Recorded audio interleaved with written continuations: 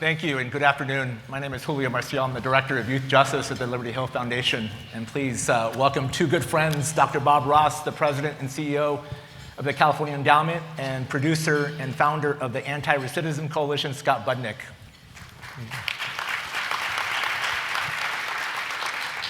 I was talking to my son this morning, and he often asks me, hey, Dad, what do you do for a living? This is my 21st year in philanthropy, and today is one of those days where I truly love my job. I get to sit in a chair and talk to two of the people that I admire the most in my work. I've known Dr. Ross, or I've known of him for almost 2 decades. I was a young staffer at the California Wellness Foundation, and the California Endowment was a neighbor. And so we've always had the privilege of being able to work in partnership. And just want to thank Dr. Ross for always giving time and space to hear my development and always offering good words of wisdom. And then Scott, who I've known for almost a decade, we started off, well, let's be honest, I didn't really trust the guy when I first met him. And then we've grown to love each other over the last decade, and the work he's been able to do to transform the criminal justice system, not just here in LA, but in California and across this country, has been remarkable. Also want to thank our friends at the LA84 Foundation. It's a true privilege to be able to work side by side with Renata and Anne-Marie and Nolan and all the rest of the staff of the LA84 Foundation. We were joking that we were all here yesterday for the Southern California Grantmakers Annual Conference, and we're back here today, but the energy is so much different. And so we want to thank you for being here and sharing the good work that you do on a day-to-day basis. I also see my friend Nicole from the LA Dodgers Foundation, which big fan of the work that they do as well. Renata and I talk a lot about the power of sport, and I just want to be vulnerable and to share that I wouldn't be in this chair if it wasn't for a program like yours. I grew up in a really tough neighborhood that is in the news often for the wrong reasons, Pacoima, which is in the northeast San Fernando Valley, where currently there is an elementary school where 25% of all students in LA Unified are homeless. I saw a lot of violence. I saw a lot of young people who were never given a fair chance to succeed, learn, and thrive. I knew more people that were in jail. I knew more people that were killed as a result of gun violence.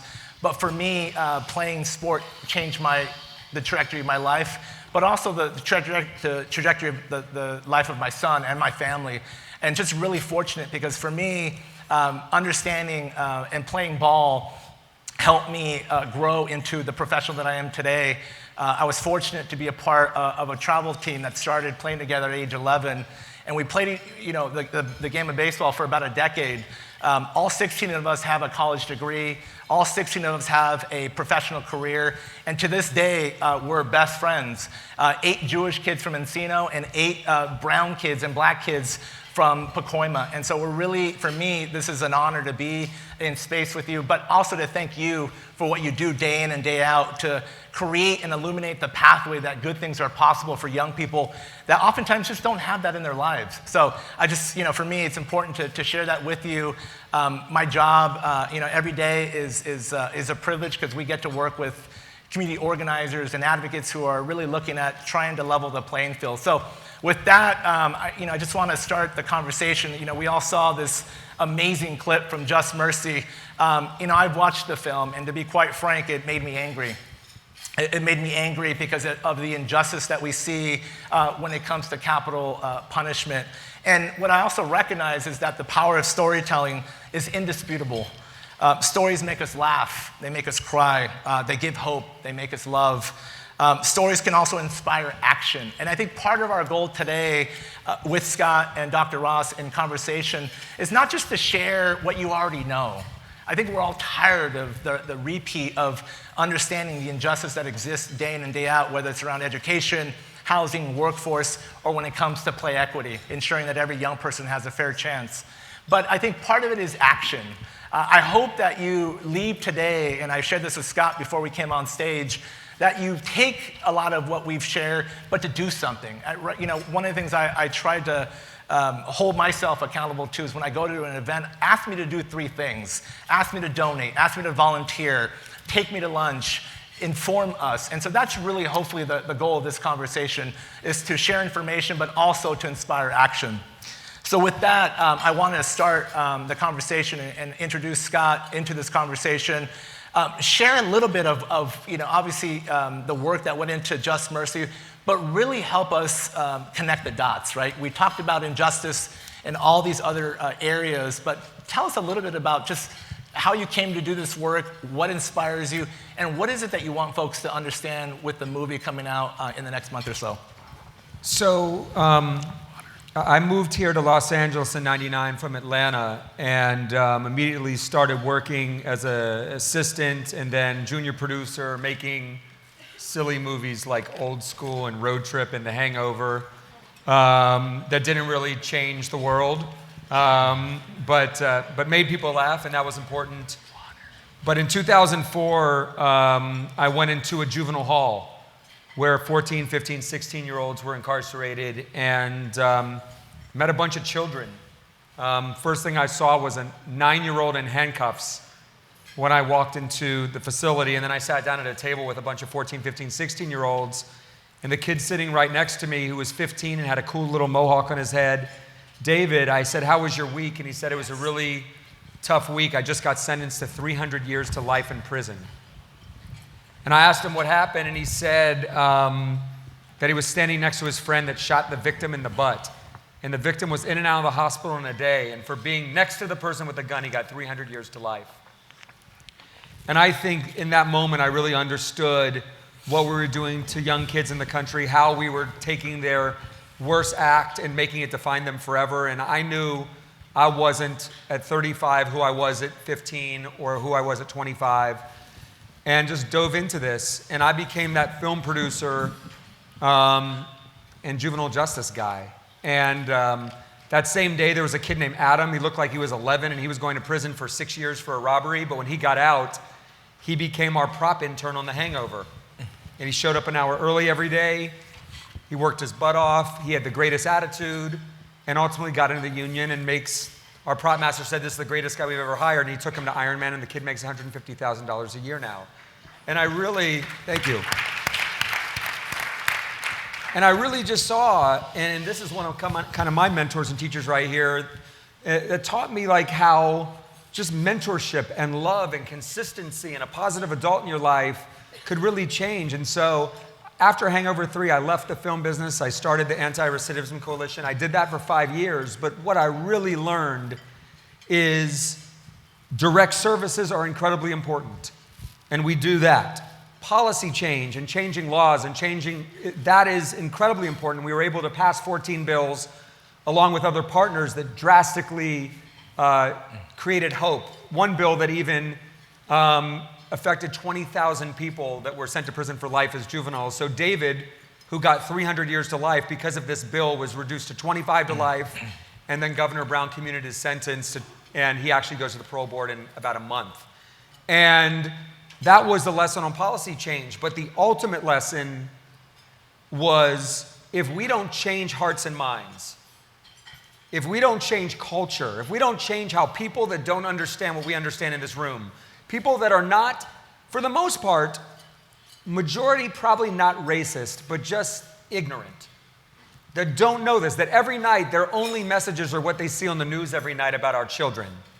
The worst stories of what happens in America is what makes the news every night, and that's what they're programmed by. So I started a film company and ended up raising $50 million for it to everyday work on making film and television that changes culture, that changes hearts and minds. Because I know anyone that comes into a juvenile hall or prison and meets the kids that I work with, they change 100% of the time. Whether they're law enforcement, whether they're Republicans, wherever they come from, they change when it becomes human. And to cap this off and to end this, I met a guy at a party that was running the marriage equality movement. And I asked him, what was the game changer in marriage equality that you went from illegal everywhere to now legal everywhere, and it's not even a political issue? And he looks at me and without missing a beat says, Will and Grace. That Will and Grace, Glee, Modern Family, Ellen DeGeneres, Brokeback Mountain, Milk, over a decade changed middle America, changed people clinging to their Bibles that were against gay marriage.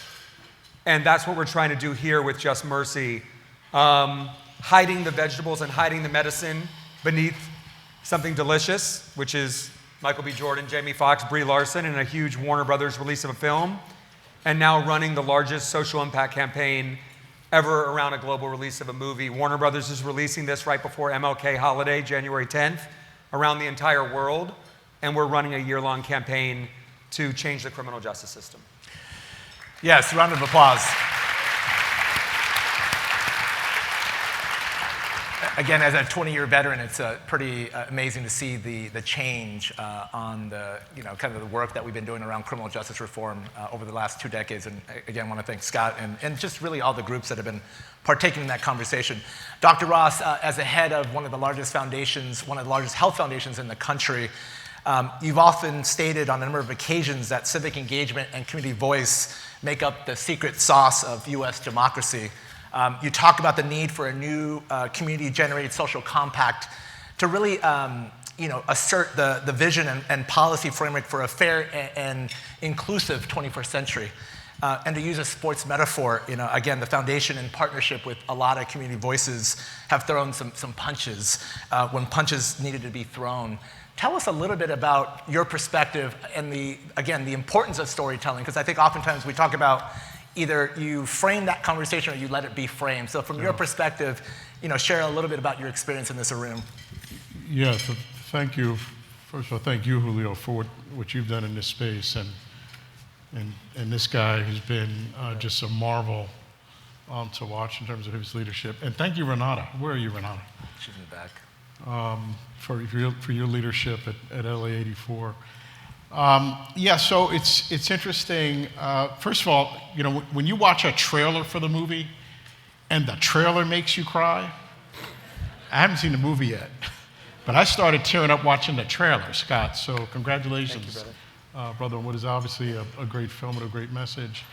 The way I got into this work, because at the time I was a practicing pediatrician, was in the late 80s on the East Coast, in Philly and in Camden, New Jersey, and I was a pediatric practitioner in a community that was, a Compton-like community in Camden, and also I spent some time also in North Philly, and I've had an opportunity to meet Brian Stevenson and to be around him. In fact, about 8 or 9 years ago, before he really became famous, he and I both got an award at a conference in Chicago by a lawyers association. I don't know if I ever told you this. And so we both got the award. I had never heard of him, and I expected he never heard of me. And so he spoke first. Oh, damn, never let him do that. No one listens Never after let that. Brian Stevenson I do said, that. this is a bad brother here. Yes. I never want to follow this brother.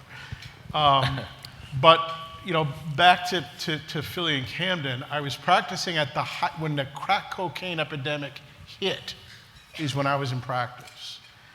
And I saw Julio and Scott with the introduction of this $5 passport, because you could get a hit of crack for $5 and $10, and how it was a passport to lift people out of hopelessness for $5 or $10, right?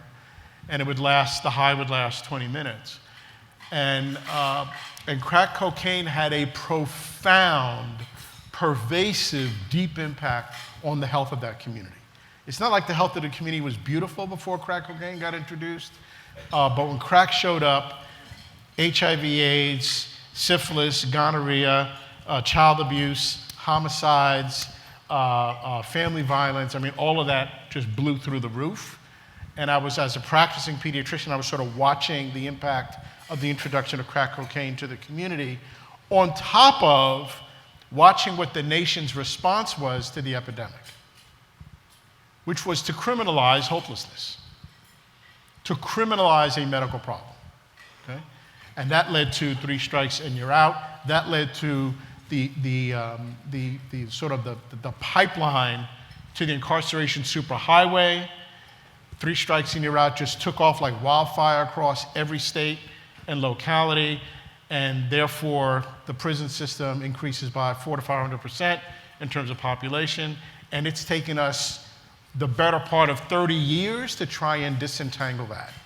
And it culminates in this movie. Okay? Because this movie does what we, in health, do a very lousy job of. It's about narrative. Yeah. And narrative is about messaging, and it's about framing, and it's about the narrator. Whose voice is being elevated, right?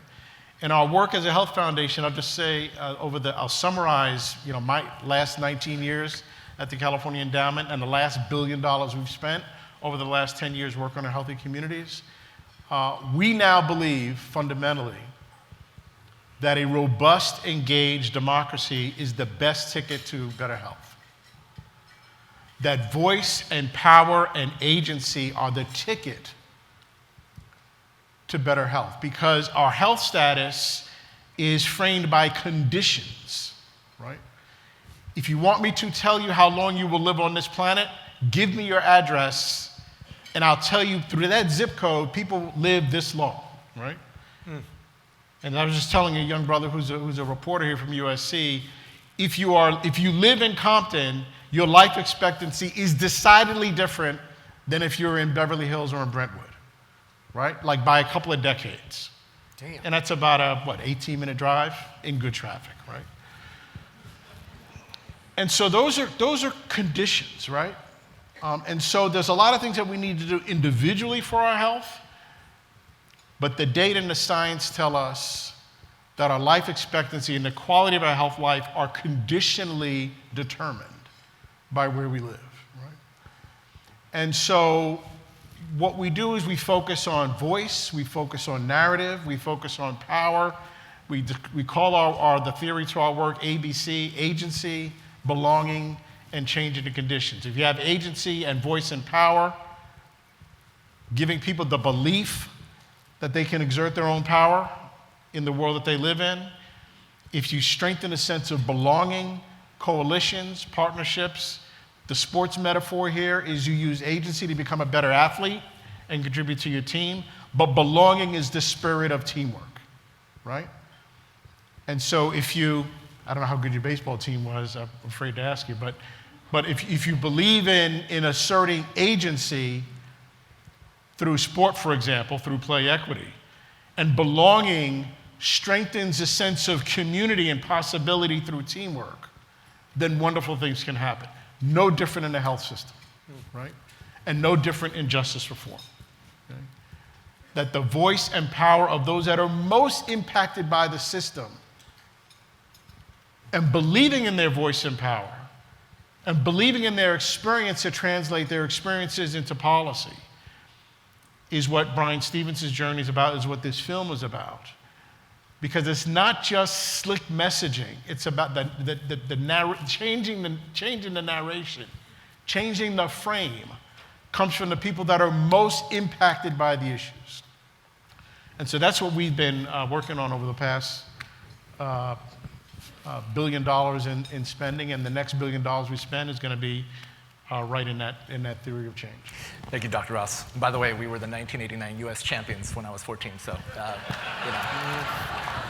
no big deal, no big deal. So, again, just to really build off that, Scott, I think, as Dr. Ross mentioned, it's not just the film. You've talked about a nationwide public education campaign where you want people to do something. And I know, given the amount of work that you've done, how has the partnership work gone? Like, you're trying to recruit other folks that this may not even be on their radar. How has that gone? How has the interface been? I mean, it's so interesting that, like, Brian Stevenson's work and the work of EJI is monumental. The reason that all of these young people are no longer doing life sentences in prison is because Brian argued in front of the US Supreme Court and ended juvenile life without parole. Brian and EJI have exonerated over 160 people that were about to be put to death who were innocent. But so many people, so when we started screening this film for research audiences, they came in and we heard, most people have not even heard of Brian Stevenson. And Brian Stevenson's my hero. And when folks came in and saw this film, like, we did a research process, and a normal film tests at about a 75%, which means 75% of the people that come in and see the film rate it excellent or very good. My stupid movie Hangover tested an 86. Just Mercy tested a 97. We then said, wait, this must be progressive Los Angeles. Let's do it in Kansas City to an almost all-white audience. 98. Like it went up. And what we learned is that the messages in the film, whether you're male or female, above 35, under 35, whether you consider yourself liberal or conservative, everyone can rally behind wanting a fair justice system, an equitable justice system. Everyone can rally around themes of mercy and forgiveness and grace and redemption. And that's what the film is. It's a film that really brings everybody together in a unifying type way rather than pointing fingers. And so many people, after we screened the film, wrote on their cards, I came in believing in the death penalty. I leave thinking it's abhorrent. I came in thinking it was okay to sentence kids to life in prison. I no longer think that's right. It literally changed them in one screening. So now you can imagine, we know how quick people's memories are, right? You go home, you get back to your life, and the impact of the film kind of begins to go away. And so this campaign, a normal social impact campaign in Hollywood is a 1 month, $50,000 to $300,000 campaign. This is a year and a half long, $12 million campaign to change hearts and minds around the country, to raise money for EJI and other organizations doing this work, and to change policies. We're literally screening the film for governors of blue states, governors of red states. We're doing full legislature screenings. We're doing screenings where we're bringing governors and entire legislators into prison to watch the movie with the men and women inside prison. We are doing a Play for Justice campaign where we've partnered with multiple NBA teams to come into prisons and juvenile halls and have their current players and their legends play ball with the guys inside, and then have very deep locker room talks about their transformation, about what's going on in prison. And so there's an entire Play for Justice. Megan Rapinoe, who just won the Women's World Cup for soccer, her brother, who was in Pelican Bay Prison, is a close friend of mine. We're going to be doing stuff with the women's U.S. soccer team inside women's prisons and juvenile halls for the girls to highlight these issues so that they can tell their stories from inside. Because in those prisons, they're invisible. No one in America sees their transformation. They only see the stories on the news. So there is a multifaceted campaign. I had the honor of sitting down with President Obama 1 week to talk about Just Mercy and how he wants to be engaged in the campaign. And then by coincidence, I had the honor of sitting down with President Bush, who said, I'm blown away by the book. My daughter Barbara gave it to me, and I want to do a screening at the Bush Center, and maybe I'll even do it with President Obama. And so the ability to speak to people all over the world, Warner Brothers is spending $30 million to market the film. We're spending $12 million on the social impact campaign.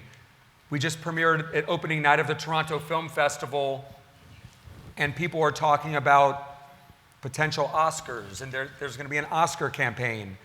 The ability of eyeballs we're going to be able to get on this film and on this campaign, and we can't bring everybody into prison, but we can bring the stories to them so that they change, and that's what we're about to do. So if there's anyone in the audience, whether you run an organization and you're working with youth, or you are with a team and you want to get involved, we'd love to partner with you. So thank you. Yeah. So let me go from this, Scott and Julio, to us in this room, and what I think the timing of this film could not be more powerful for where the nation is right now. Absolutely. So this nation is in an existential crisis about who we are as Americans. Okay? That crisis was not created by Donald Trump, but it's been exacerbated by his arrival at the White House. And I don't say that as a Democrat versus Republican thing. It just is, right?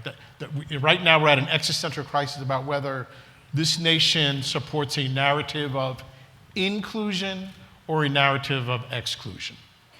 That's kind of where we're at, and how race figures into all of that, right? And so the film is being released, Scott, at that moment in this country. We need to decide who we are, right?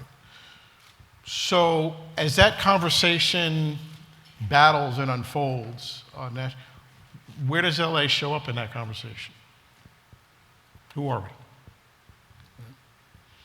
And so I would submit to you that, again, for the theme of LA84, the LA84 Foundation, we're going to be hosting an Olympics here in 9 years. Existential question for us as a community of Los Angeles. What kind of community do we want to be for our young people by the time the Olympics gets here? What do we want them to see? What do we want them to experience? How do we know that Just Mercy is not going to just be another great movie that you say, oh yeah, that was a really good movie some time ago, versus ushering in a new narrative where action follows the narrative, right? And so how might we know that the kind of narrative that Just Mercy is delivering to us, a narrative of belonging, a narrative of inclusion, a narrative of possibility, a narrative of the beloved community, what would that look like if that narrative fundamentally drove action for us in LA over the next 9 years? Well, it might look like we close all our youth prisons and youth detention facilities. That we no longer have young people locked up in detention facilities, but they're in communities and institutions of possibility and support, right? I know Scott has been working, and Julio as well, on that, right? That we have, instead of criminalizing young people, we have a system of youth development and support. Instead of spending $250,000 to $300,000 per year per child in lockup, which is a grant for a community organization that does great work, by the way, right, to serve hundreds and thousands of young people, that we now have youth development or positive youth development in the city and county and state budget. Okay? That we have health coverage for everybody. That we have nobody living on the street. That we have a justice system that only locks up people when it absolutely has to and exhausts every possibility of getting people the services and supports they need. Mental health services, substance abuse services, job training, right? And so I think it encourages us to look at this moment and not just sit on the sidelines as a bystander and say, well, let's just see what the election next year shows. What kind of LA do we want to be as we get ourselves all prettied up to receive global visitors from all around this world to enjoy the Olympics? What kind of community do we want our young people to experience by the time that happens, right? And so I just encourage us, that's something that we don't have to necessarily wait for somebody to do for us and for our young people, but we have the power and the agency and the spirit and the compassion and the energy and the grit and the determination to take that up ourselves. So I don't know how long I'm going to be in this job, Julio. That's what I'm going to be about in whatever time I have left. And I think we've been setting the tone. Thank you, LA84, for setting the tone for that conversation. You know, Brian Stevenson often talks about getting proximate, and obviously you heard directly today from both Dr. Ross and Scott about getting proximate. And I just want to echo what Dr. Ross just mentioned. I think I don't even know how many people are in this room. Let's just say that there's 500 people. And I said this about a year ago, too. Imagine all 500 of you walking into City Council, the school board, the County Board of Supervisors in unison to really lift up what Dr. Ross just mentioned. We do not have a publicly funded youth development system in the city or the county of Los Angeles, but yet we have the world's largest criminal justice system that incarcerates 1,000 young people and puts 5,000 young people on probation every single year, and we don't blink an eye. And by the way, don't blink an eye. And I don't know if you know this statistic, it now costs $230,000 a year to lock up one kid. And because we don't give them the love, the mentorship, the skills that they need while they're in there, it's a 70% recidivism. So 7 out of 10 going back at $230,000 a pop when we could be investing much earlier. And I can tell you this, And I'm speaking on behalf of Michael B. Jordan and Jamie Foxx and Brie Larson, for all of us, and Brian Stevenson. We were all just in Toronto together. And this vision of Los Angeles that Dr. Ross is talking about, all of our actors live here. And Michael B. Jordan just came to the same juvenile hall a few weeks ago that these two men have been in, that I teach in every week. And Michael sat with those kids for 2 hours, and he was changed. And for our actors, and obviously for Brian, who lives this every day of his life, they're all in. No one is into this movie to go promote a movie. They do this all the time, and that feels like work to them. This movie does not feel like work to them. So all the work that everyone in this room is doing to achieve this vision that Dr. Ross just so brilliantly articulated, we want to serve you. We want to lift up your work. We want you to get involved in the campaign. Our campaign launched last week when the trailer got launched. It's called Represent Justice. If you just Google Represent Justice, shoot me a note, and please get involved in what we're doing. We want to be able to lift up your work, and there will be many different ways throughout the next year on this campaign to do it, and hopefully we can achieve the things that Dr. Ross, the vision that Dr. Ross has. I know we got to close up. I see the clock's running. Just think about this for a moment. Criminalization and punishment is well funded with line items in the budget. But youth development and support is this thing, well, maybe if we have a little something left over, we can, or it's a charitable act, right? How do we flip it?